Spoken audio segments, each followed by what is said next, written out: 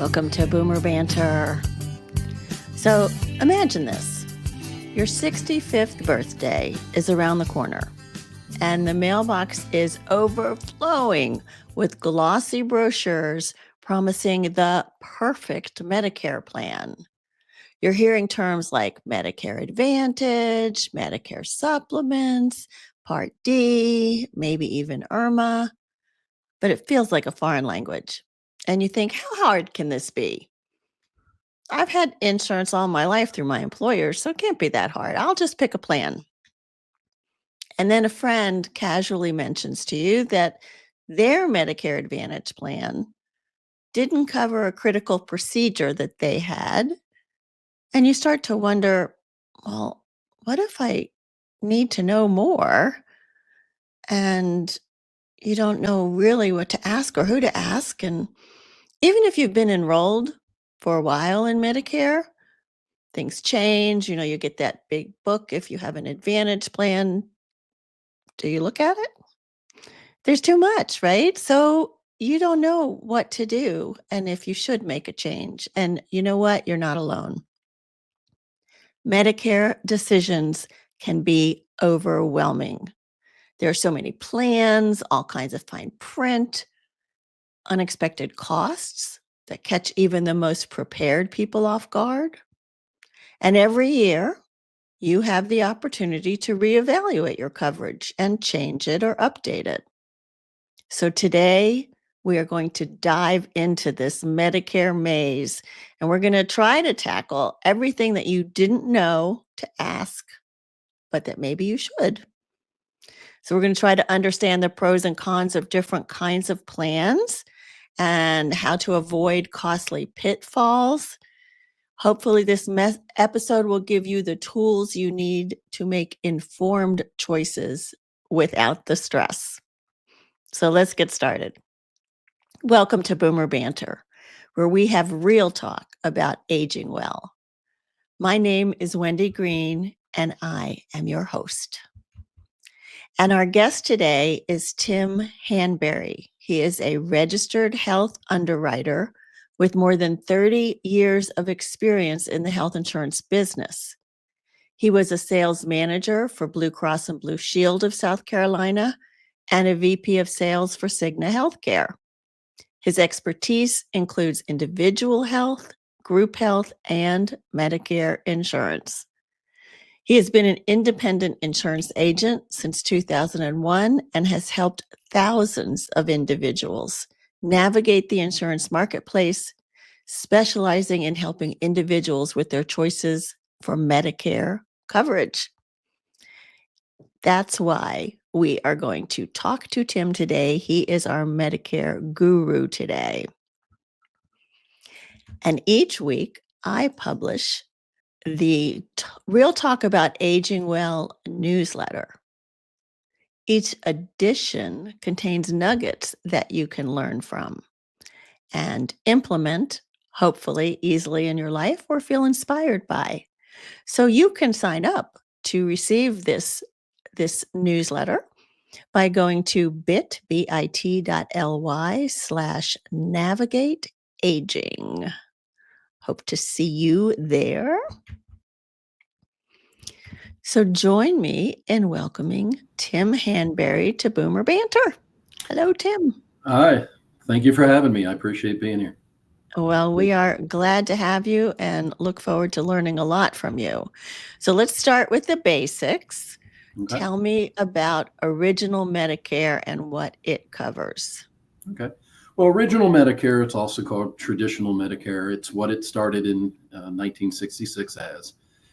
Contains two parts, and they identify with letters, which can be confusing at times, but it's Part A and Part B of Medicare. And it's roughly broken out where Part A is the hospital side of the equation. So the facility charges, the nursing services, those types of things.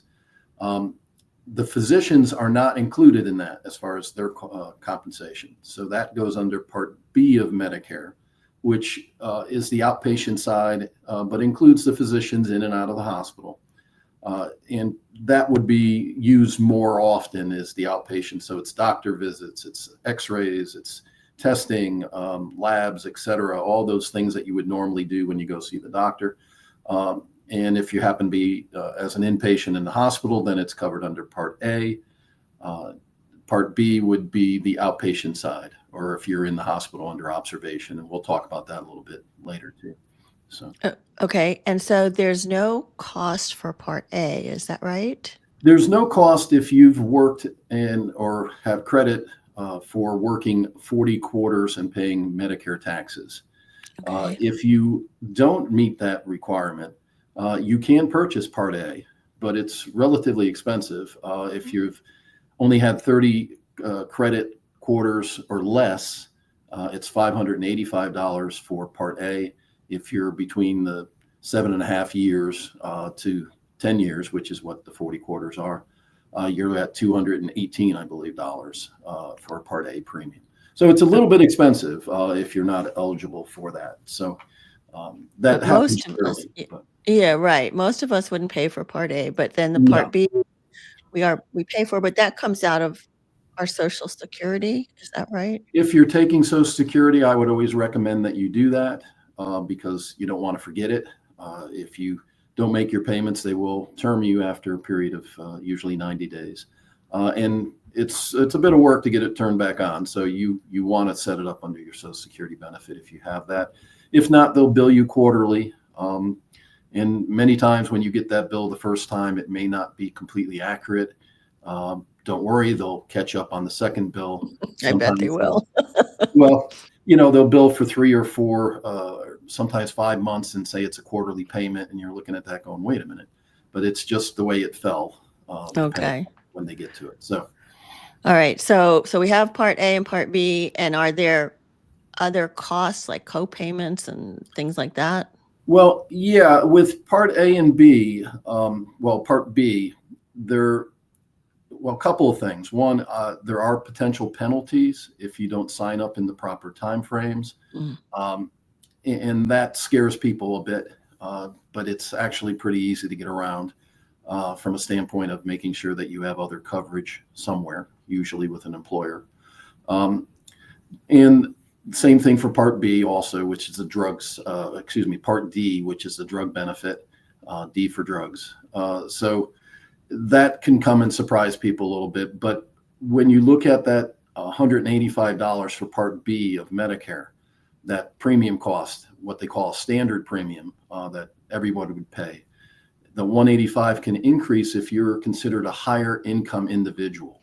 And that's where we get into, it's called the income related monthly adjustment amount. I can't make that up. Yeah, say that fast 3 times, right? They affectionately call it IRMAA. And depending on where you fall in. So if you're filing taxes as a single person, or if you're married filing separately, for example, the threshold for that surcharge starts at $106,000 of adjusted gross income. And that's from 2 years ago. If they don't have your taxes from 2 years ago, they'll look at 3 years ago. So that's where that starts there, which I think is relatively low for a single person. And if you're married filing jointly, it's double that. It's $212,000. So there are 5 different brackets. And if you're a very high income earner, you can be looking at potentially, over $600 and almost $30 a month for Part B only. Wow. So it does have some teeth there, and we can appeal this if it comes to it. So if your income, and what I see a lot of times is people will either get some kind of severance pay or something like that, or they had a very good job, and then 2 years ago they were making a lot of money and they retired this year, so they're not making that money. We can appeal that based upon a work stoppage or a work reduction to get that eliminated. You don't have to pay it for the year and get beat up with that and then have a lower the next year. They will automatically redetermine that every December. So if your income was higher or lower, they'll adjust and either reduce the surcharge or eliminate it. So there are ways to look at it, but you don't want to be surprised by that because that will move your numbers quite a bit. Yeah. So if that does happen, that there's an appeal process that's possible, and you might want to talk to a Medicare specialist like Tim to get help with that appeal process. It's actually pretty easy, but if you don't know about it, you don't know about it. So, That's right. Okay, so you mentioned the Part D plan. mhm. And what should we look for with that? And that is something, whether we have original Medicare or not, we would want to add on. Is that right? Yeah, Part D Okay. came into play in 2006, new program under George Bush. And it's been wonderful in the sense that it does provide coverage for prescription drugs. Um, it's been probably the most complicated part of Medicare in the way that they had it structured. This year, starting in 2025, from a law that was passed in 22, they've changed the benefit quite a bit. So they've taken out some of the levels that were there. So what you have basically now is a $2,000 cap on what you can spend on your medications. And that sounds like a lot of money, and of course it is, but when you have $500 to $1,000 medications, it's pretty easy to get there.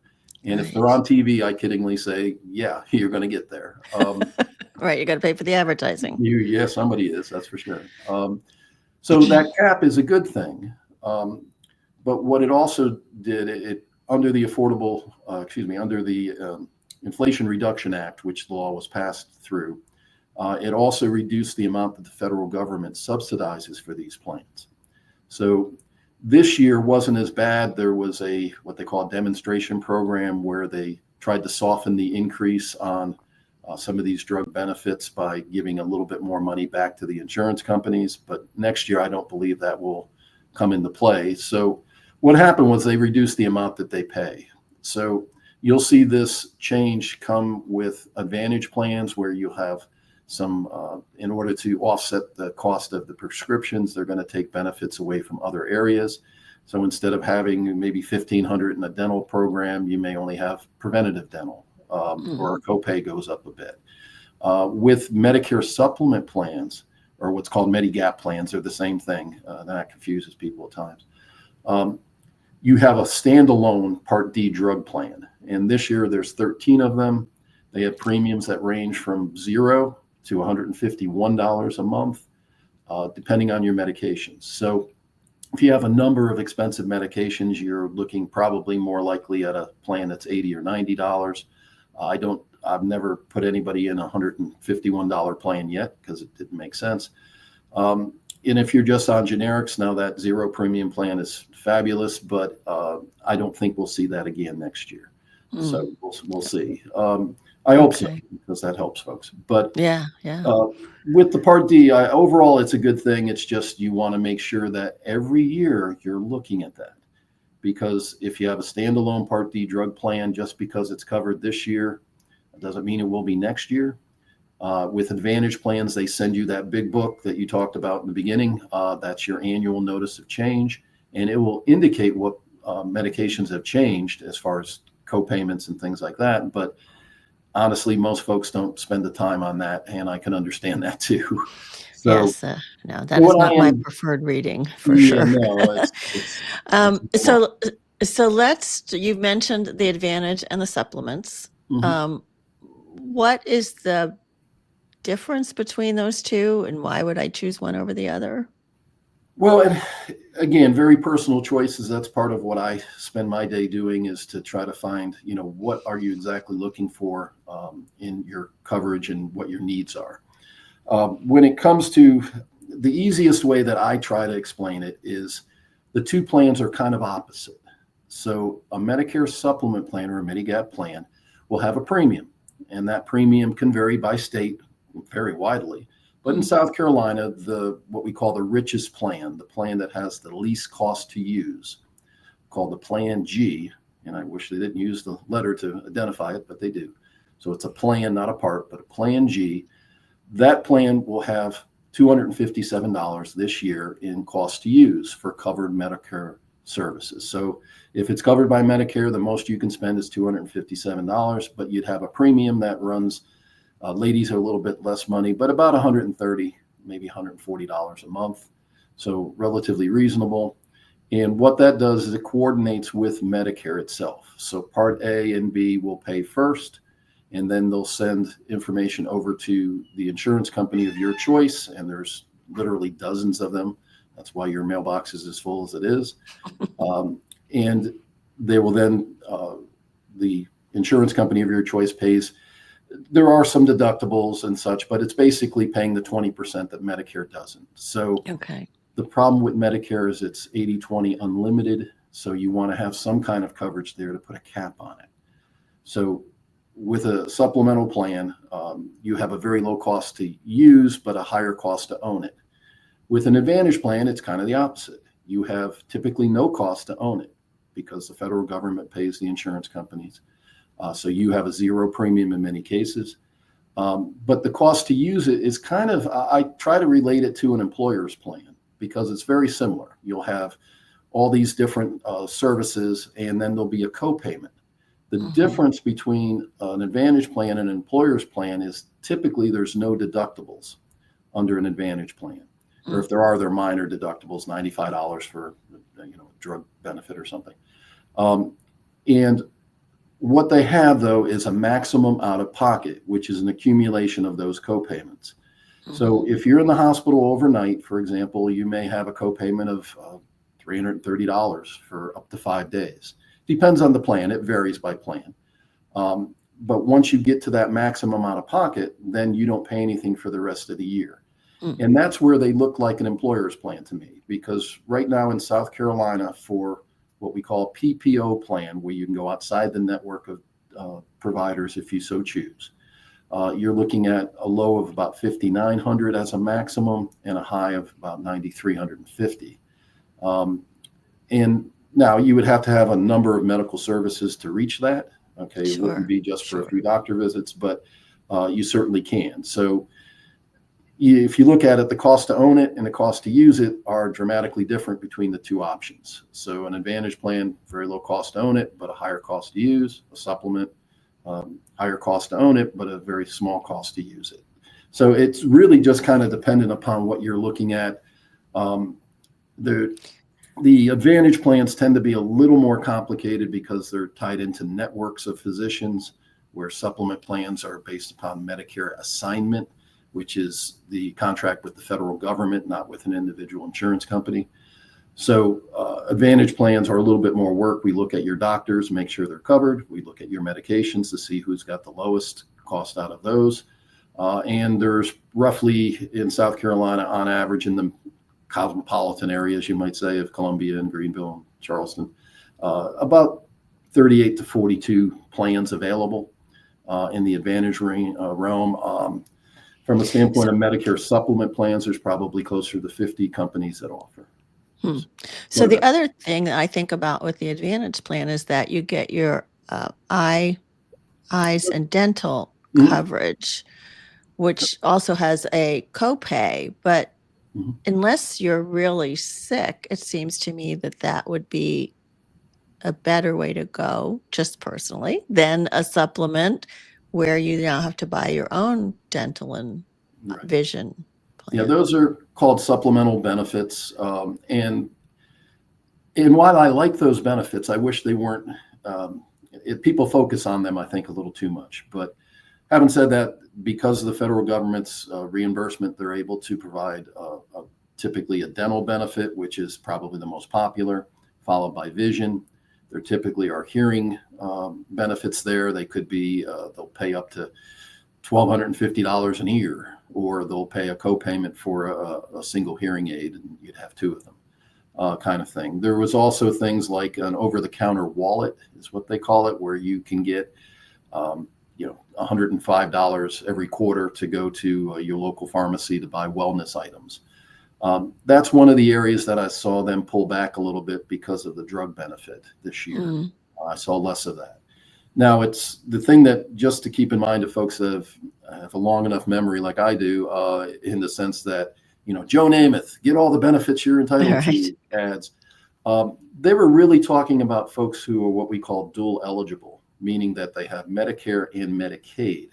And in those cases, like this year, there's one plan that has $279 per month for somebody who's dual eligible for free healthy food, or they can use it for rent assistance or utilities, things like that. So those things are nice to have, certainly. I don't know how long they're going to continue to fund those items as Medicare, evolves, but it's good to have them. I can understand why people, if you're in good health, an Advantage plan certainly makes, I think, a lot of sense. So there's the caveat, right? If you're in Yes, good there is. health. So if you know that something's coming, or if you have a family history of something and you've been in the Advantage plan because it's been more economical for you, can you switch to a supplemental plan? You can switch at the end of the year, but you have to go through medical underwriting, which Mm. means that you have to answer health questions. Now, it's kind of not as bad as it sounds, really, but if you've had anything major, you had a heart attack in the last 5 years, you have a pacemaker, you have, a knee that needs to be replaced that hasn't been yet, diabetes with complications, those types of things. The insurance company could do one of three things. They can accept you at the quoted rates, they can increase those premiums, or they can decline to cover you. So if you have major conditions, you're not going to get into a supplemental plan typically. And that's the tough part, because if I'm in good health and I'm not paying anything and it's all working great, well, what do I want to go spend money for? Well, Right. Again, it's not that, it just depends on the person and where they want to put their money. Okay. I have people that have businesses and can certainly afford, the premiums, that take an Advantage plan because they can afford the out of pocket. And Mhm. the one gentleman I'm thinking of in particular, he said, Tim, I'm in business. I've been paying for employee benefits for years and I just don't want to pay anymore. So I'm going to Mhm. get one for myself that doesn't cost me anything. Yeah. But there's other folks too that, I've got medical conditions that indicate that I want, better coverage. And at 65, or when you first come on Medicare, and that could be after 65, long as you have other coverage, you have a 6-month window to sign up for any supplemental plan you want without proof of insurability. So you don't have to answer any health questions. So Okay. that's the key. Within that first 6 months, you could technically switch, but if you kind of want to make a decision up front, I think, in some ways, but you can switch down the road too. Okay. I want to just break here for just a moment to mention our sponsor, Greenwood Capital. My particular financial advisor at Greenwood Capital, Melissa Bain, and I have a really close relationship, and she takes a holistic approach to my financial planning. She makes sure that all of my accounts at Greenwood Capital work towards my goals and match my lifestyle.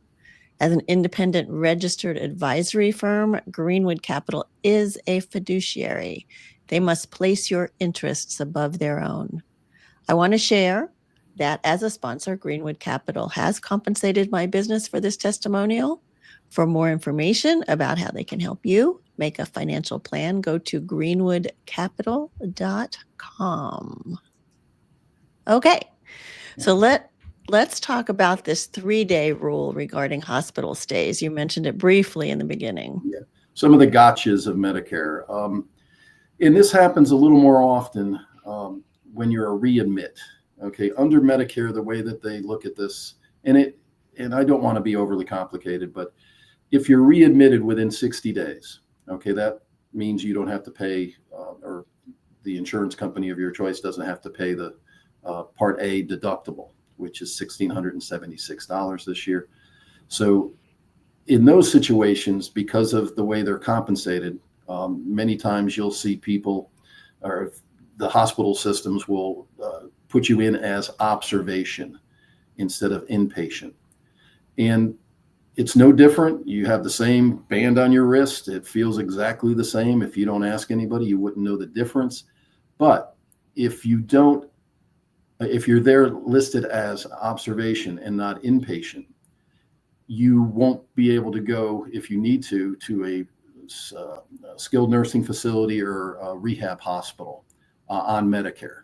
You have what I call it the 3 midnight rule, because you have to be in the hospital as an inpatient for 3 midnights in order to qualify for that service, the special, the rehab hospital or the nursing home.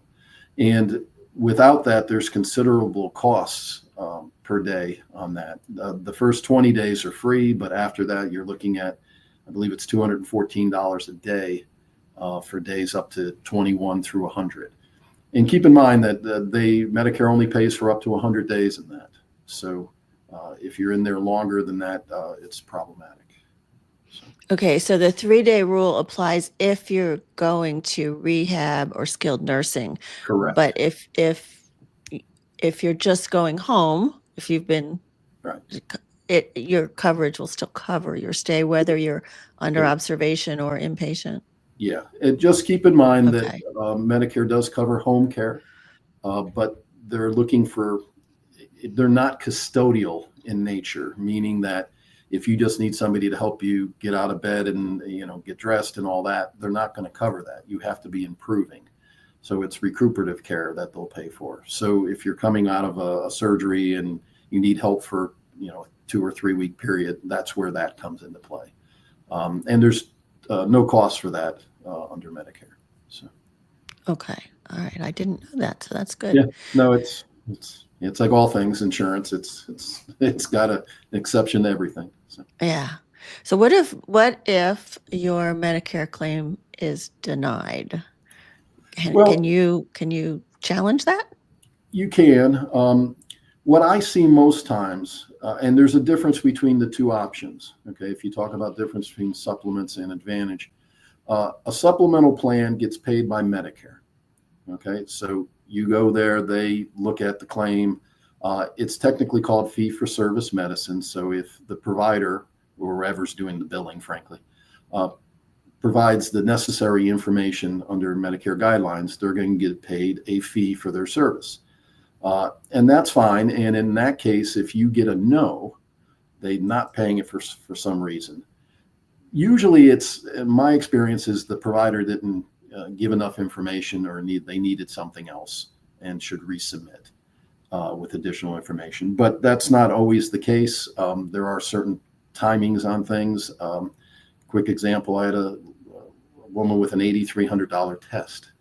And what I think happened there is it got denied by Medicare. And of course, she was very concerned. But in talking to the hospital system, they're saying, well, it was needed, but Medicare said no. And I think it was a timing issue. There's, between these two tests, they wanted a 2-year period or something like that.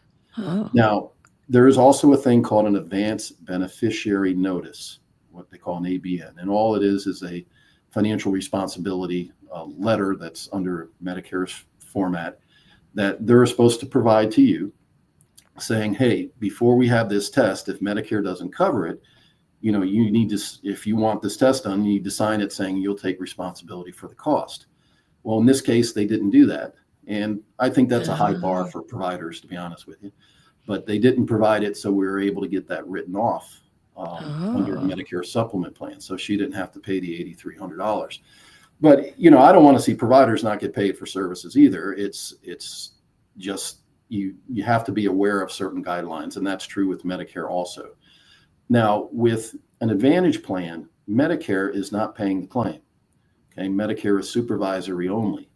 So the insurance company of your choice is the one that is doing the evaluation on that claim. And in that case, that's called managed care, which is what we have under 65 also. And you do run into potential hassles at some times. Quick example, I've got a bad back. So, I've got the Affordable Care Act because I'm 3 months away from 65. So, I needed an MRI, and no, Tim, you need physical therapy. And of course, I wish physical therapy would help, but it's not. And so about 2 weeks later, I got my MRI. The provider went back and forth with Blue Cross and got it done. So those kinds of things can happen with an Advantage plan too. There's a lot of talk about that out on YouTube and things like that. I think the truth is always in the middle. Do I think it's terrible all the time? Of course not. But can it be at times? Sure. So you're trying to walk that fence of making sure that you don't have a procedure that's unnecessary because you don't want it any more than the insurance company wants to pay for it. But you also want to make sure you're getting what you need too, so that you're diagnosed properly. So it's a lot harder than it sounds, I think. Yeah. So what I think I hear you saying is that with an Advantage plan, you don't get to just go straight to the MRI. The insurance company determines what the protocol is to a certain degree. They have more control than you may think they do, just because providers, they have to get paid too. So if they're going to provide a service and not get paid, they have to pre-authorize, is what it is. A prior authorization is what they call it. And so Medicare supplement is more open with that because it's paid far directly. easier. Okay. Yeah, it's far All easier. right. For the most part, as a physician, if you have someone with a supplemental plan, they can pretty much do what they want to do in the time frame they want, long as they understand some of the limitations of that. And I'm sure they do after, dealing with things for a number of years. Yeah. Okay. So say you're still employed, because a lot of us are still employed into our 60s and 70s. Do you have to apply for Medicare? Is there a penalty to stay on your employer plan? How does that work? Well, penalties, and that's what scares people a lot of times, and understandably so, because they are permanent. Long as you have other creditable coverage, meaning as good as Medicare, and your employer's plan is typically where people will stay on their employer plan after age 65. As long as you have the other coverage, you're fine. You won't get into a penalty.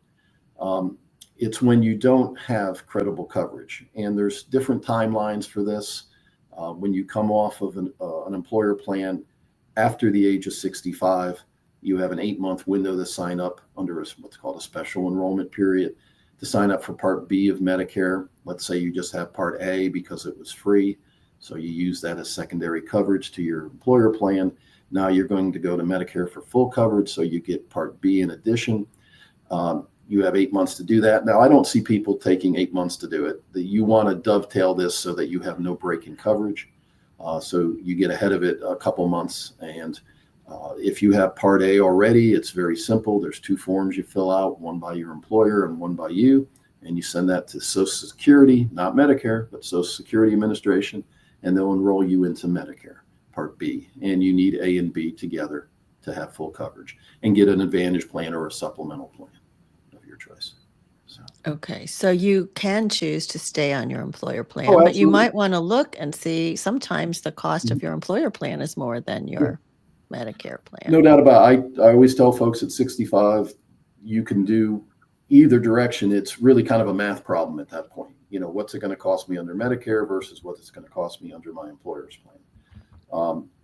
So you have a great deal of flexibility under Medicare, even though it doesn't seem that way because it's within all this jargon, because they have a different way of saying things. There's no doubt about it. So where would you get slapped with a fine or penalty if you were still on your employer plan? And you can see this, you don't see it as often, but people that take COBRA coverage, okay, I can continue with my employer's plan. That's true. You can. Now it's going to be fairly expensive because the cost of all this, you're paying the full amount under COBRA.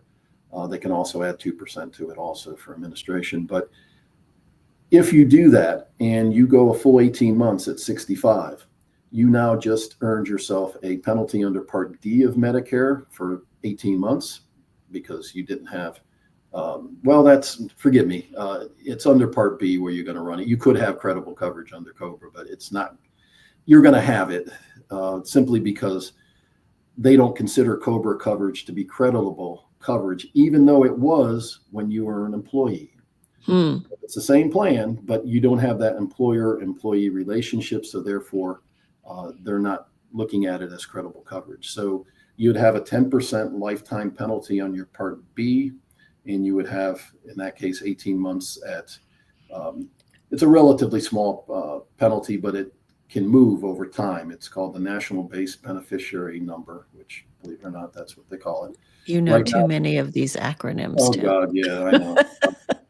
And what they're doing is they're taking the national average of a drug card, and this year it's $36.78, and multiplying it by the number of months, and then multiplying it by 1%. So you're paying basically 36 right now, currently almost 37 cents a month times the number of months, and it's permanent. And if that number goes up, so does your penalty.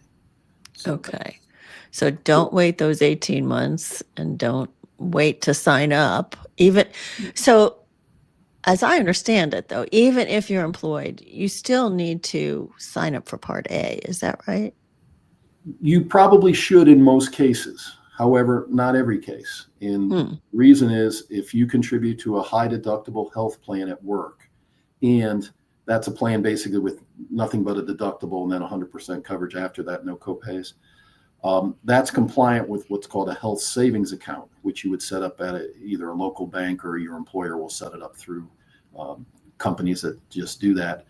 And what that allows you to do is, well, I forget what this year's number is, but I think it's $4,350 per person that you can put into a health savings account and take that directly off of your earned income.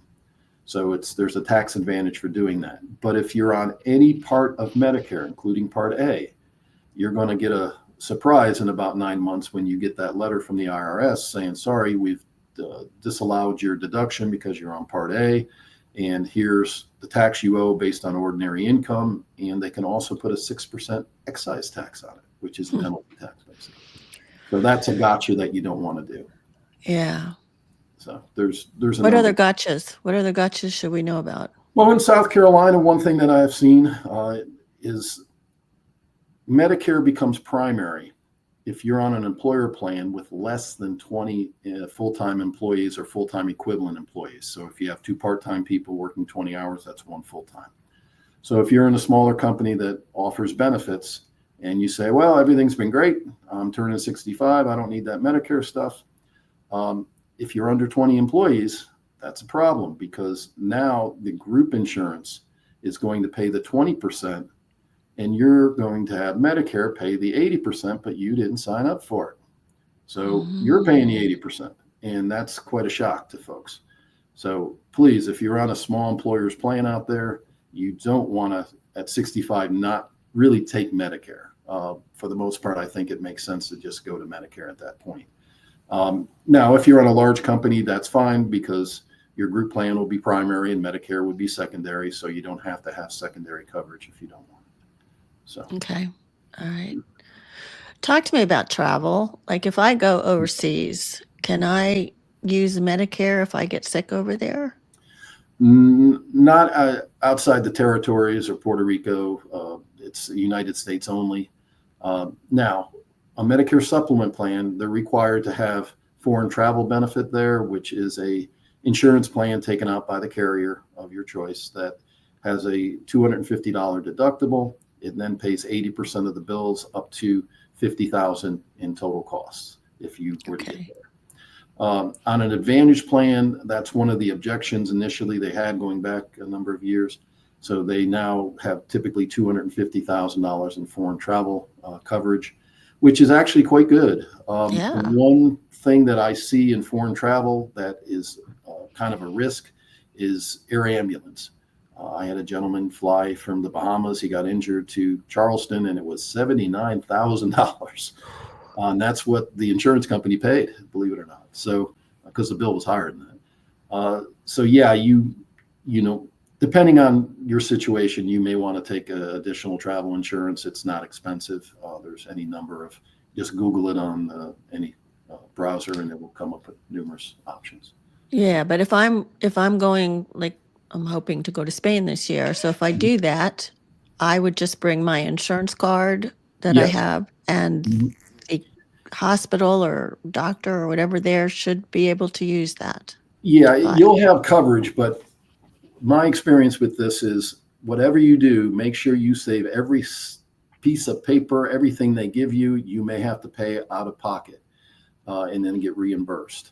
The good news for the most part, Europe, South America, things like that, the cost for hospitalization is not nearly what it is here. So typically it isn't that bad.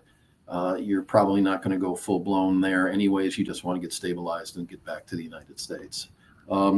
So having that out of pocket, can be troublesome, but as long as you keep everything so you can prove, what you paid for and so forth. And then just have the currency conversion sometimes, which is also part of it. But, you have good coverage under an Advantage plan, and you have some coverage. The only risk I think on a supplement would be the air ambulance. I can't imagine what it would cost to fly from Europe or Spain to the United States. My goodness. Find a new house. So, Well, I'm not planning on needing any of that, no, I so hope but not. it's good to know, right? Okay, so here we are, new year, new administration, new arguments about Medicare and coverage. And are there anything that you know as of today that we need to be aware of, as far as changes to Medicare that could be coming? Well, the one thing, and given the timing right now in the first quarter, I just want to mention something to you. You know, people say, Tim, we we see all those ads on TV in the fall, and we understand that, but why are they still on TV? Well, they're there because, well, this year, two reasons, but the main reason is in the first quarter of the year, if you're on an Advantage program, you can make it's called a Medicare Advantage open enrollment period, where you can make a one-time change in the first quarter of the year to any other Advantage plan that you so choose. Now, I can give you the situation here, and it's unfortunate, but this happens though. A local hospital system here with one of the insurance companies is talking about breaking the contract for February 1st. So I have to act on that. So I move 7, 8 people from the plan that is in question to a different plan so they could still go to that hospital system and their doctors. And this one happened to, I think it was just last week, Thursday, they came to a conclusion where they are accepting that insurance company. So did I have to switch them? Technically, no. They'd have been fine, but you don't know that. So Yeah. that's, what happens. And I think some of that came out about 5 years ago, right in the height of some of those call center advertisements. You had some unscrupulous people, and just some, but that would say, oh yeah, your drugs are covered, and they weren't, or your doctors are covered and they're not. And this way you can make a one-time change when you found that out. Yeah, and that is happening. You keep seeing that in the news with the hospitals pulling. Yeah, and again, a lot of that I think is just hardball negotiations, like it was in this case. But that's why I typically, when I go to folks with Advantage plans, is I want to put them in a PPO plan, meaning they can go outside the network of doctors. PPO stands for Preferred Provider Organization. But that means you can go outside the network of doctors without permission from the health plan. And that's typically used if you're going out of state, to be honest with you. But in this case, if you wanted to, in the company in question, the copayment for a physician out of the network is $10 more than it is in the network. So now the doctor has to agree to accept that, but you can still typically go see them. Yeah. So yeah, it's a little more work with an Advantage plan each year too, because they changes. There's so much to know, and it There makes people like me, makes my head spin. You seem to know it from Well, memory. You wrote the book. You wrote yeah, the book, The I Medicare wrote my book. Blueprint. Yeah, there you go, guys. Yep, yep. And I went through it. There's a lot. And you can find it on Tim's website, medicareblueprint.com, where you can actually download it. Is that right, Tim? Sure. You can download an electronic version of that. When it comes to websites, everybody's got the same stuff. The one thing that I would say to folks as my proof statement, I guess, is we have, and my business partner Jason and I have about 1,700 testimonials on our website. The nice part about it is our clients, to almost all of them, will give us permission to use their full name. So it's not Mary T, it's Mary Trainum, that kind of stuff. So to me, that adds credibility to it. I don't know. How do you know an agent is good? We all say the same things, and we got the best service. That kind of stuff. So, well, your experience counts for a lot as well. You wrote the book, and that's why we wrote it. Yeah, and your knowledge that you shared with us here has been very helpful. So I do appreciate that. And I hope I didn't confuse more than help. See it, and that's why we need to talk to people like you, because it does get confusing for so many of us that aren't living it, breathing it every day. So yeah, thank you. Thank you for that. I also want to remind people to use the link bit.ly/navigate aging to get bite-sized information each week in the newsletter that will help you age well. All kinds of good stuff in there. I also, this is my last week of recommending the Fit Strong Women Over 50 podcast, which is part of the Becoming Ellie group, ELLI, where you can find them on their website, becomingellie.com. They are a wonderful resource for health and nutrition and wellness as we are aging. So check out becomingellie.com. And then in February, we're going to be switching from our financial focus to relationships. And our first episode in February will be on relationships with ourselves when going through a loss.